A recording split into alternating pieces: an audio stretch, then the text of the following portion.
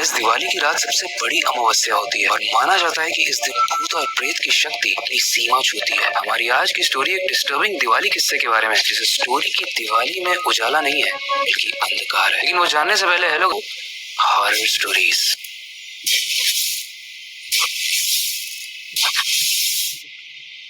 जतिन, ऋषि और ईशान बचपन से ही दोस्त थे, मगर ऋषि दिवाली के जस्ट कुछ दिन बाद ही कनाडा शिफ्ट होने वाला था और अनफॉर्चुनेटली ये इन तीनों दोस्तों की साथ में आखिरी दिवाली थी। तीनों दोस्त दिवाली की पूजा के बाद एक स्कूटी पर ट्रिपलिंग करके बाहर एक्सप्लोर करने निकल जाते हैं। थोड़ी दूर जाकर ऋषि ने अपनी स्कूटी रोकी और डिक्की से तीनों ने पटाखे निकाले। जहाँ उन्होंने पटाखे निकाले वहीं से कुछ दूर एक मंदिर था, जहाँ के पास में एक अजीब सा खंडहर था जो अपने आप में इतना ज्यादा अजीब और डरावना लग रहा था कि उन लोगों ने उस चीज को इग्नोर किया। उन्होंने बोला वहाँ कौन ही जाएगा। रोड पर ही पटाखे को निकालते हैं और उसी मंदिर के पास जो खंडहर था उस पर एक बहुत बड़ा ताला लगा हुआ था, मानो उसमें कोई भयंकर चीज बंद हो। और ये तीनों दोस्त इन सारी चीजों को इग्नोर करते हैं और वो सोचते हैं चलो यार एंजॉय करते हैं, वहाँ किसको ही जाना है।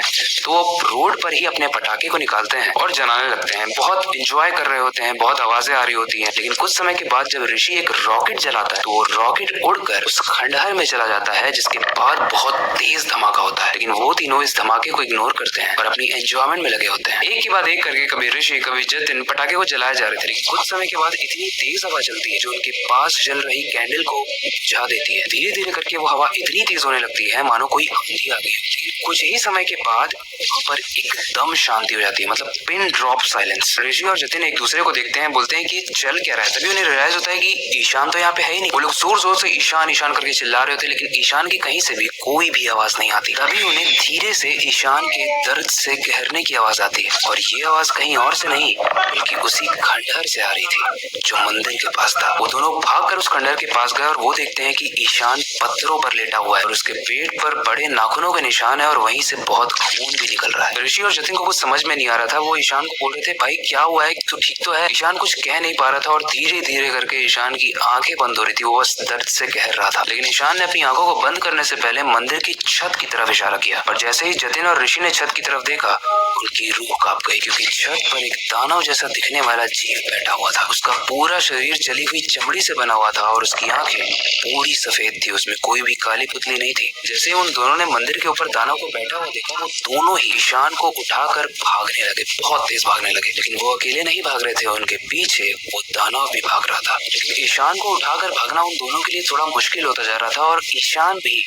इतने सारे घाव होने की वजह से अपना होश खो चुका था। जतिन और ऋषि पूरे तरीके से डरे हुए थे। वहीं पर ईशान की हालत बिल्कुल नहीं थी भागने वाली, बट फिर भी किसी तरीके से तीनों रोड पर पहुंचते हैं जहां से उन्हें एक खंडर दिखता है। उसी खंडर के पास उन्हें दिखता है कि वो स्कूटी भी वहां पे खड़ी है। अब तीनों बहुत डर जाते हैं, क्योंकि इसका मतलब ये था कि वो वहीं पर भाग के वापस आ गए जहाँ से वो अभी भागे थे। और ये वो वही खंडर था जहाँ पर उन्हें वो जीव मिला था। उस खंडर के अंदर जो दरवाजा था उसके अंदर एक मूर्ति भी थी और वो मूर्ति किसी भगवान की नहीं थी बल्कि एक शैतान की थी। और वो शैतान वही जीव था और उस मूर्ति के नीचे लिखा हुआ था जय घनघोर देव। ऋषि ने हेल्प के लिए अपना फोन निकाला था कि वो मैप पे चेक करे या फिर किसी भी तरीके से हेल्प मंगा पाए, बट उसके फोन में कोई भी नेटवर्क नहीं था। उसने सोचा इस खंडर की एक लास्ट पिक तो ले ही ले जाने से पहले। वो जीव वहाँ पर नहीं था तो ऋषि और जतिन मिलकर ईशान को उठाकर स्कूटी के पास ले जा रहे हैं।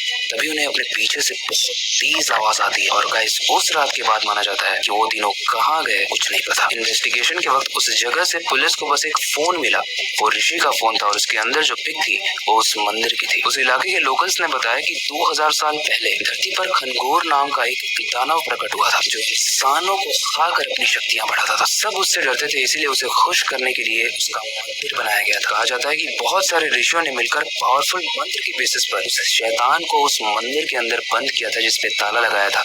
और उस रात जब ये तीनों दिवाली के पटाखे जला रहे थे, जब रॉकेट जाकर उसके ताले पर लगा तो वो जानवर, वो दानव आजाद हो गया जो इन्हीं तीनों पे महंगा पड़ गया। गाइस, आपको क्या लगता है कि इस तरीके के दानव होते हैं या फिर ये सब सिर्फ एक मिथ है? मैं आपका ओपिनियन और फीडबैक जरूर जानना चाहूंगा इस स्टोरी से रिलेटेड, तो कमेंट में जरूर बताना, क्योंकि वो बताने के लिए ही होता है। और अंत में जाने से पहले मैं बस एक ही चीज कहूँ जो हमेशा कहता हूँ, अपनी क्यूरियोसिटी को टाइम मत होने देना, नई चीजें सीखते रहना। अपने बेड के नीचे और खिड़की के पास जरूर दिख जाएगा दानव तो नहीं खड़ा है। मिलते हैं अगली वीडियो में।